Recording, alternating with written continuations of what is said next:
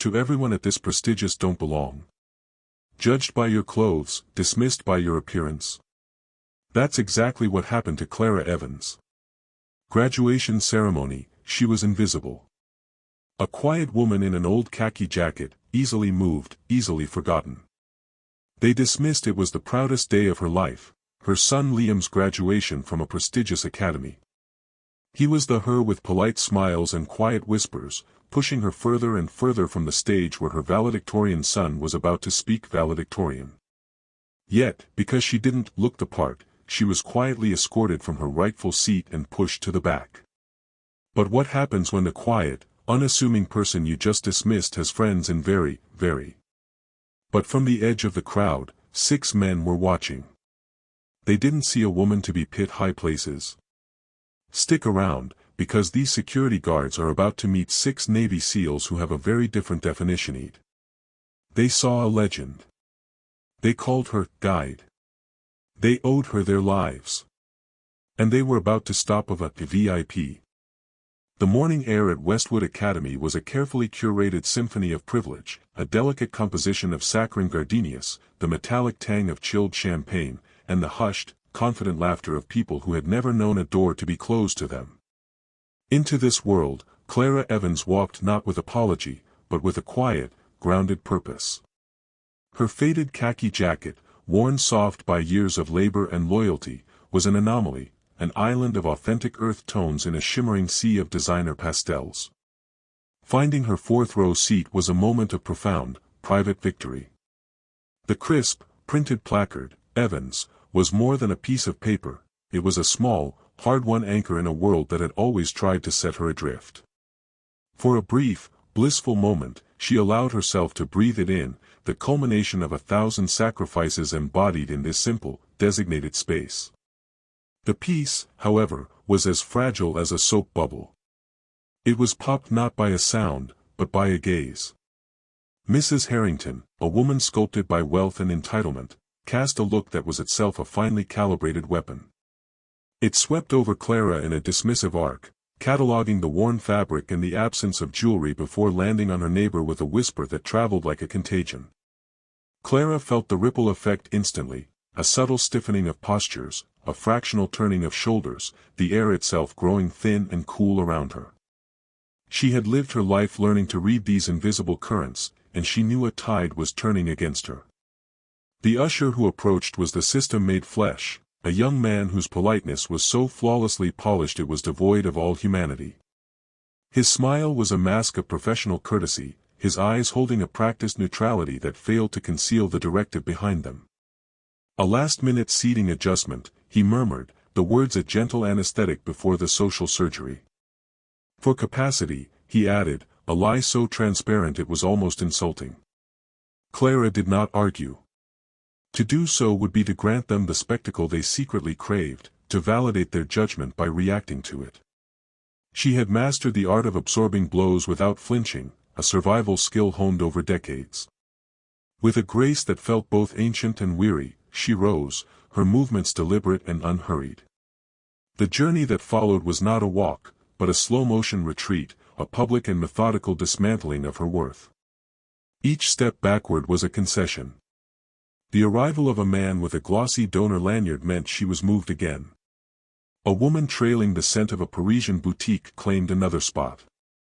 Row by row, she was guided further into the periphery, a quiet, orderly exile, until she finally came to rest in the 10th row. Here, at the frayed edge of the canopy, the illusion of perfection dissolved. The manicured lawn gave way to patches of loose, sun-bleached dirt that stirred with the breeze. The carefully managed shade surrendered to a harsh, unfiltered sunlight that fell across her knees like an interrogation lamp. The murmurs of the crowd became a distant hum, chatter about yachting trips and Ivy League legacies, a language from another world. This was not a fresh wound, but the familiar, throbbing ache of an old one. It was the memory of every closed door, every condescending glance, every quiet dismissal she had ever endured. Yet, anger was a luxury she had long since learned to do without. In its place was a fortress of composure. Her stillness was an act of will. Her hands rested calmly in her lap, her back remained ramrod straight, and her gaze, unwavering and absolute, was fixed on the distant stage. It was her true north, the beacon where her son, Liam, would soon stand. She would not allow their petty cruelty to tarnish this moment for him. In this gilded arena of silent judgment, she became a sentinel, her love a silent, unassailable fortress, holding her ground not with a claim to a chair, but with the unyielding gravity of her very soul. The woman who sat with such unnerving stillness in the 10th row was not a product of Westwood's manicured lawns and whispered hierarchies. She was a survivor, forged in the crucible of a history the town had diligently papered over with polite indifference. Her resilience was rooted in a love as raw and unvarnished as the scent of gasoline and honest labor that had clung to her late husband, Javier. He was a man whose laughter was a thunderclap in the town's hushed parlors, whose soul found its poetry not in verse but in the elegant, mechanical logic of a well-tuned engine. Theirs was a love story that had unfolded in the stark, fluorescent light of his auto shop, a defiant spark against the chilling fog of unspoken prejudice. To her family, his dark hair and calloused hands were a betrayal of their aspirations. To the town, he was a fixture, useful but ultimately separate, a reality that trailed them like a shadow whenever their hands dared to intertwine in public. That shadow became a suffocating, permanent darkness on the Tuesday morning the world ended. The sharp, metallic crack of a failing lift cable was a sound that bifurcated her life into a before and an after. Javier's death was more than a tragedy, it was a systematic erasure. The garage, shielded by a curtain of legal jargon and feigned ignorance, denied culpability. Safety reports became ghosts in the machine of bureaucracy, and the case was dismissed with a cold, administrative finality that felt more brutal than the accident itself. In the weeks that followed, the town's silence was a living entity, a heavy, suffocating presence that pressed in on her from all sides. Behind the twitching curtains of neighboring houses, eyes watched but feet never stirred. Empathy arrived in furtive, anonymous gestures, a $20 bill slipped into her mailbox, a sympathy card stripped of a return address, small acts of conscience that underscored a larger, more profound abandonment. She and her son, Liam, became inhabitants of a lonely island, surrounded by a sea of people who saw their grief as an inconvenience to be ignored. Desolation that the Clara Evans they saw today was meticulously, painfully constructed. Grief, which could have been a quicksand pulling her under, instead became the bedrock upon which she rebuilt her world. She did not rail against the injustice, she channeled her rage into a quiet, relentless focus. The nights, once softened by Javier's presence, were now filled with the sharp, acrid smell of motor oil and the dense, intricate diagrams of engine schematics. She learned to read the silent, complex language of machines, her hands, once soft, becoming calloused and capable. She diagnosed failing transmissions and faulty wiring with an intuition that mirrored the way she had once diagnosed the town's subtle, corrosive hostilities. She took on a constellation of thankless jobs, working the graveyard shift at gas stations, cleaning offices after hours, moving through the world as a phantom, her head bowed in labor but her spirit unbent. Each repaired engine, each balanced tire, was not merely a means of survival, it was an act of sacred defiance. For every door the world had slammed in her face, she would learn to build her own. Years later, this hard-won competence led her to a place as alien as any she had ever known, a government-funded civilian emergency response program, a rugged, Spartan world populated by grizzled veterans, stoic firefighters, and former paramedics. She was an immediate and glaring anomaly, a slight, quiet woman in worn-out work boots, her presence a question mark among men defined by uniforms and institutional authority. But it was here she encountered the 6th Navy SEALs, elite operators whose lives depended on their ability to perceive what others missed. They saw it first during a simulated urban rescue, when she rerouted 2 units through a forgotten service alley, her knowledge of urban decay and architectural neglect proving more accurate than their state-of-the-art satellite grids. They saw it again when she, with an almost preternatural calm, identified the subtle shift in a rooftop's shadow that signaled an impending ambush, her instincts outpacing their sophisticated drone feeds. And they saw it most indelibly on a blistering afternoon under a merciless sun, during a grueling blackout simulation.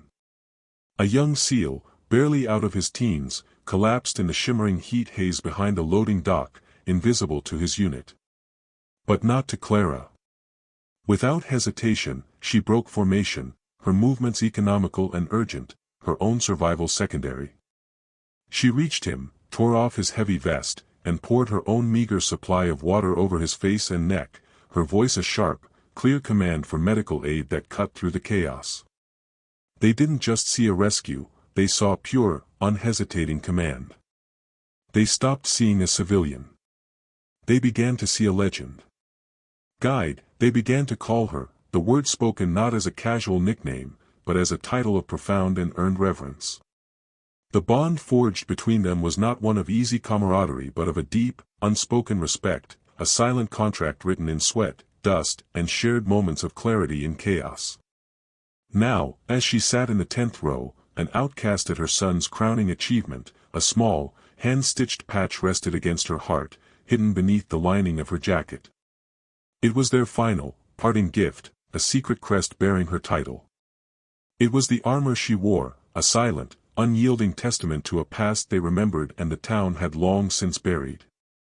It was the source of her stillness, a quiet, inviolable reminder that true honor is not bestowed in public ceremonies but forged in the defining, unwitnessed moments of a life lived with unwavering integrity. The ceremony had reached its perfectly orchestrated crescendo, a symphony of self-congratulation that swelled and receded with the predictable rhythm of a metronome. The air, heavy with the cloying sweetness of wilting gardenias and the faint, metallic tang of pride, had lulled the crowd into a state of contented passivity. It was a rhythm Clara knew intimately, the slow, hypnotic cadence of a world celebrating its own reflection. Then came the disruption. It was not a sound, but a subtle tearing in the fabric of the atmosphere, a change so infinitesimal that at first, only she, a connoisseur of subtle shifts, perceived it. From the sun-bleached western edge of the assembly, beyond the manicured perimeter and the aspirational banners, came a sound that was a stark and alien intrusion, the measured, percussive crunch of hard-soled shoes on loose gravel. It was the sound of deliberate intention, of an inexorable advance, a profound contrast to the soft, shuffling footfalls of the assembled guests. A single figure materialized from the shimmering afternoon heat, a tall, lean silhouette clad in a dark, impeccably tailored suit that seemed to absorb the light around it. He moved with a predatory grace, a focused economy of motion that was both mesmerizing and deeply unsettling. His eyes, missing nothing, scanned the crowd not as a spectator, but as an operative conducting a swift and silent reconnaissance of a complex terrain. Behind him, a second figure emerged, then a third, and a fourth, until 6 men moved in a silent, flawless V formation, their unity so absolute it seemed they shared a single consciousness. They did not hurry, their pace was a deliberate, powerful andante. They did not seek to intimidate, yet their presence was a statement of such quiet, undeniable force that it seemed to bend the very air around them. As they began their slow, deliberate procession down the central aisle, the crowd parted for them as if by an invisible, instinctual command, a subconscious deference to a form of authority they could not name but immediately, viscerally, recognized. For Clara, their arrival was not a shock but a profound and sudden stillness, a deep, settling calm that bloomed in her chest like a slow-motion flower. It was an exhale she hadn't realized she had been holding for over a decade. Her heart did not leap with surprise, it anchored itself. This was not a rescue mission, it was the arrival of a truth she had long ago buried. The gentle murmur of the crowd began to swell, escalating from polite curiosity to a wave of confused, urgent whispers. Heads turned in unison, sunglasses were lowered, and a current of bewildered, electric energy crackled through the rows. The principal, mid-platitude about the bright futures ahead, faltered, his well-rehearsed words dissolving on his tongue. His eyes, wide with a dawning panic, darted towards a frantic coordinator. "Do you know who they are?" he hissed, his voice a thin, reedy thread against the growing, expectant silence. The sharp, terrified shake of her head was his only answer. No one knew them, and yet, their presence felt as absolute and irrefutable as the sun overhead. The 6 men reached the base of the stage and halted, a silent, formidable honor guard. They ignored the flustered officials and the sea of gawking faces, their collective focus as singular and intense as a laser. Their purpose was clear. The man who had led the procession, his face a mask of resolute calm, stepped forward. From the inner pocket of his jacket, he produced a small, embroidered cloth, a patch of dark green canvas, an identical twin to the one resting against Clara's heart. He did not present it with theatricality, but handed it to the nearest, stunned usher with a quiet finality, as if entering a crucial piece of evidence into an immutable record. Then, he turned to face the assembly. When he spoke, his voice was not loud, but it possessed a resonant clarity that cut through the silence, each word meticulously chosen and delivered with the weight of unimpeachable authority. "We came today to honor the woman who taught us to think when fear told us to run," he began, his gaze sweeping over the sea of faces before locking, with deliberate and profound intent, onto the 10th row. "The woman who wore no rank, but who earned our command. The woman who saved one of us from heatstroke, and who saved all of us from the blindness of our own training." He gestured, a simple, definitive motion, not an accusation, but a presentation, towards the solitary figure at the edge of the canopy. "That woman, right there." A hush descended, so profound and complete it seemed to absorb all sound, all light, all motion. The gentle breeze died. The nervous rustling of program ceased. Every eye in the venue followed the trajectory of his gesture, their collective perception shifting in a seismic, irreversible moment. They were no longer seeing an out-of-place woman in a faded jacket, they were seeing the epicenter of this incredible, inexplicable event. The man continued, his tone unwavering, letting the weight of his words settle. "We call her, guide. Today, you call her the mother of the valedictorian." He paused, a silence pregnant with meaning. "Either way, no one in this place, or any other, deserves a front-row seat more than she does." The words did not echo, they landed, permeating the space, rewriting the entire narrative of the day in a single, powerful, and undeniable declaration. Behind the podium, Liam stood frozen, a statue in black robes. Then, a crack in the facade. A look of profound, heart-shattering recognition washed over his face. He took a small step down, then another, breaking from the line of graduates, his own ceremony forgotten. The truth had arrived, and it was here to claim its rightful place. The applause that had erupted after the seal's pronouncement was a discordant, fractured sound, the noise of a world trying to reassemble itself after being shattered. It was a hesitant, uncertain ovation, a collective gasp from a crowd still reeling from the sudden, violent recalibration of their reality. It felt like a conclusion, a definitive, full stop. But the ceremony's script demanded one final act, the calling of a name now imbued with a significance it had not possessed mere moments before. As the principal, his voice now a thready, insubstantial thing, stumbled through the announcement of the valedictorian, Liam Evans, a new and potent form of silence descended. It was no longer the passive, comfortable quiet of tradition, but the sharp, electric stillness of a people holding their breath, waiting for the final act of a play they had not known they were watching. Liam moved across the stage with a slow, deliberate gravity that seemed to add years to his frame. Each step on the hollow platform was a resonant beat, a drum signaling the start of a new, more profound ceremony. His gaze was a guided missile, bypassing the fumbling, outstretched hand of the principal, the gleaming, embossed diploma, the sea of anxious, upturned faces in the VIP rows.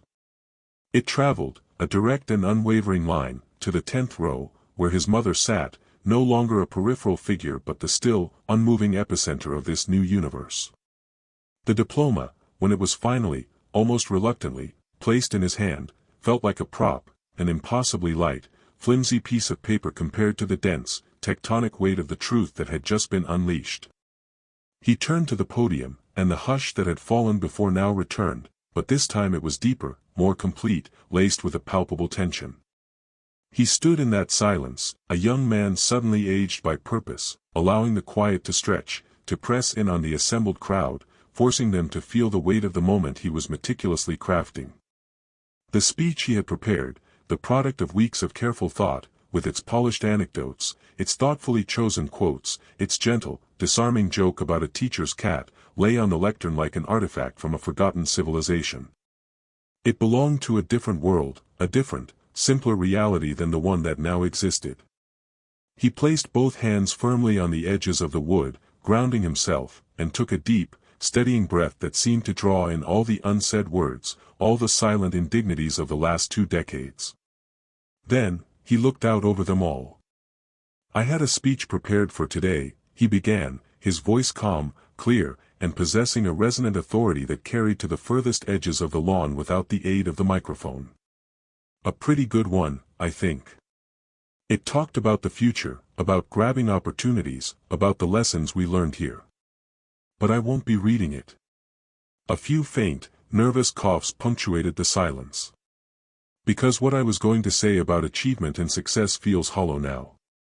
It doesn't matter as much as what needs to be said, right now, about how this town, how this school, truly defines those words."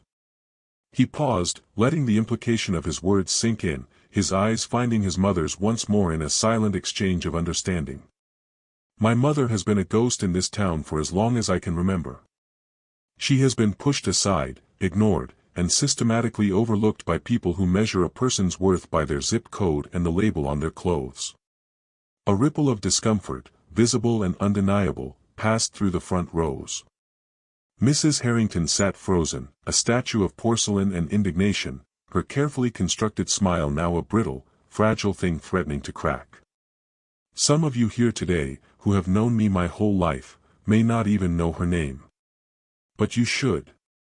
Because every award I have ever won, every late-night study session fueled by stale diner coffee, every academic competition that brought honor to this school, it was all accomplished with her hand steadying mine from just behind the curtain.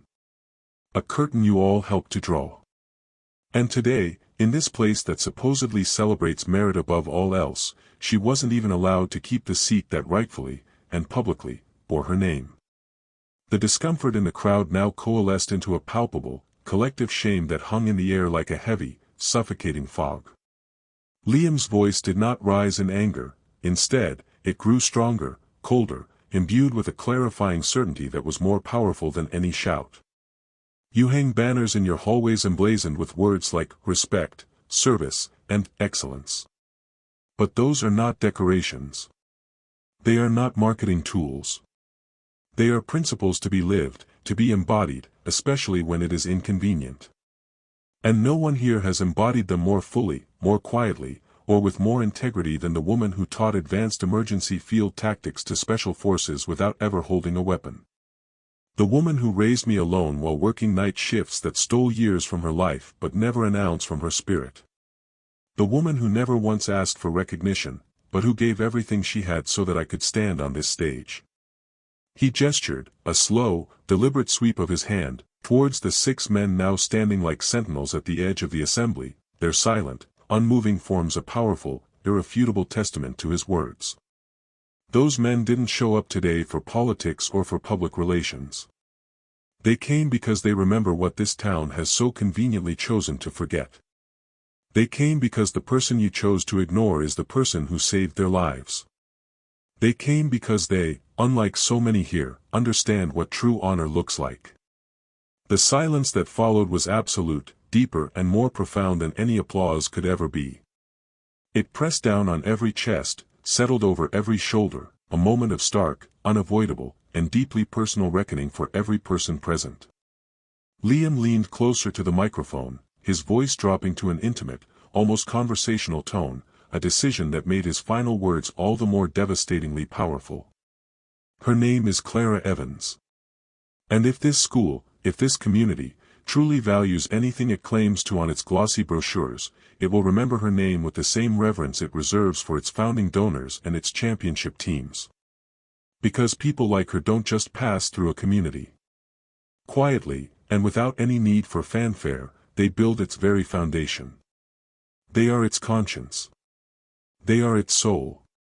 He stepped back from the podium. There was no need for a clever closing line, no witty sign-off, no flourish to signal the end.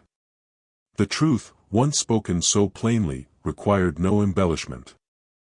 As he turned to leave the stage, the audience rose to its feet, not with the confused uncertainty of before, but with a unified, thunderous, and cathartic clarity. This was not just applause, it was an acknowledgement, a confession, a collective roar of recognition that felt like a long overdue apology.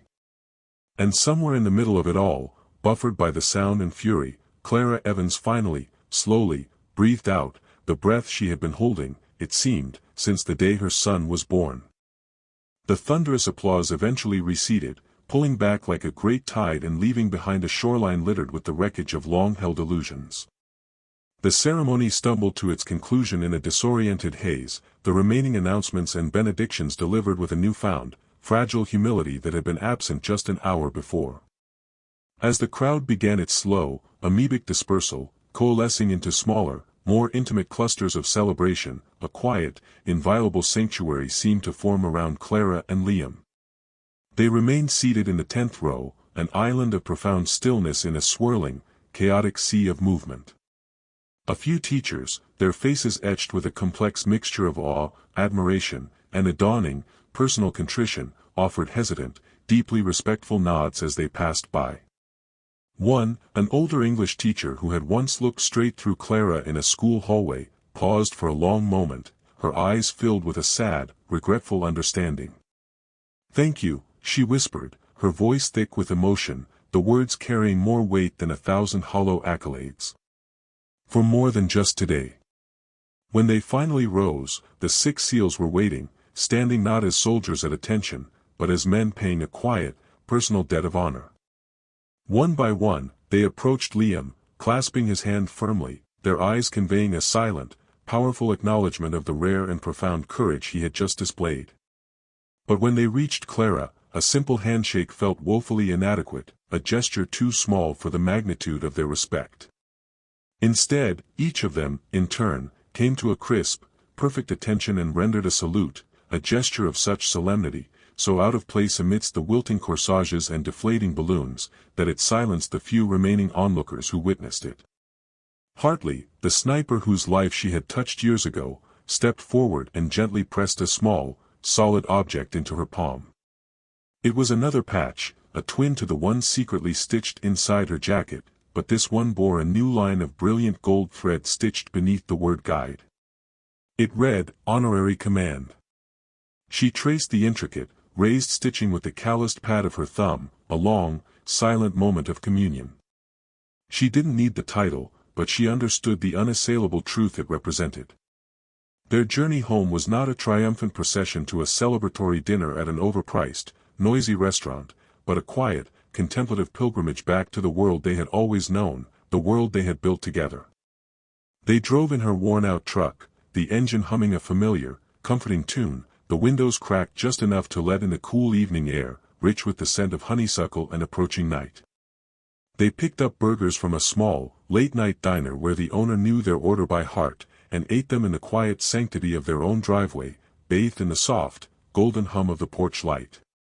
Liam's diploma lay on the dashboard like a sacred, unread text. Clara's silence was not empty, it was a full, comforting presence, a language of shared experience that needed no words. In the days and weeks that followed, the story of that graduation began to ripple outwards, a stone cast into the placid, stagnant pond of the community. It started as whispers, then became a quiet, insistent current. A photograph appeared in the local paper, a striking, almost cinematic image of Liam at the podium, his expression resolute, his mother a clear, powerful figure in the background, flanked by the silent, imposing forms of the seals. The caption was simple, but the accompanying article, for the first time in print, gave her a name and a history, piecing together the fragments of a life lived in the margins. Liam's speech, transcribed and passed from inbox to inbox, became a piece of local folklore, a digital samizdat. A young, idealistic history teacher laminated a copy and, in a small act of rebellion, pinned it to the bulletin board in the school library, directly beneath a stern, oil-painted portrait of the school's founding fathers. It was an unsanctioned edition, but no one dared to take it down. The fallout was quiet but decisive, a series of subtle, internal collapses rather than a public explosion. Principal Kent announced his early retirement at the end of the summer, citing vague, personal goals, and a desire to spend more time with his family. Mrs. Harrington and her cohort vanished from the parent leadership boards, their absence an unmentioned but deeply felt void, like a missing step on a familiar staircase. The vacuum they left was not filled with more of the same, but with a period of quiet, collective, and uncomfortable reevaluation. At the first PTA meeting of the new school year, a motion was made by a parent no one had ever heard speak up before. She proposed the creation of a new award, the Maddox Recognition for Unseen Service. It passed unanimously, without debate. Clara never attended those meetings. She didn't need to. Her work, in that arena, was done. She returned to her garage, to the familiar, honest liturgy of engines and machinery, her hands once again stained with the grease that was her true and honest medium. She found her peace not in public acknowledgement, but in the quiet satisfaction of bringing a broken thing back to life. The most profound legacy, however, was the one that was silent and perpetual. At every graduation ceremony at Westwood Academy from that day forward, a single chair in the center of the front row was left empty. It bore no plaque, no dedication, no ornate ribbon. It was simply there, a padded, plain, and powerfully eloquent symbol of a presence that could no longer be denied. Some years, a new student, noticing the anomaly, would ask a teacher about it. The teacher would smile, a knowing, gentle expression on their face, and say, "It's for someone who never needed an invitation to belong." One evening, as the sun dipped below the tree line, casting long, peaceful shadows that stretched like memories across their small yard, Liam stood with his mother outside the garage. The world had, for the most part, returned to its familiar rhythm, but they had been irrevocably, fundamentally changed. "Do you think people really change?" he asked, his voice soft and contemplative in the growing twilight. Clara wiped the oil from her fingers with an old, soft towel, her gaze fixed not on him, but on the quiet road ahead, on the horizon where the last vestiges of light were fading. She didn't answer right away. She listened to the first crickets of the evening begin their tentative song, to the hum of the world settling into its nightly, ancient peace. "Some don't," she finally said, her voice full of a quiet, hard-won, and unsentimental wisdom.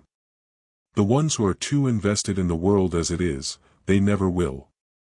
But the ones who matter, the ones who are still listening, yeah. They do." And in the gentle breeze that stirred the jacket hanging by the door, it felt as though the world itself, the world of quiet truths and unseen integrity, was whispering its profound and eternal agreement. In the end, it wasn't about the applause, the front row seat, or even the apology. It was about the quiet, unyielding power of integrity. Clara Evans never sought the spotlight, but her life's work cast a shadow so long, it eventually commanded the world's attention. Her story reminds us that true strength isn't measured by what people see, but by the silent, unseen battles you win every single day.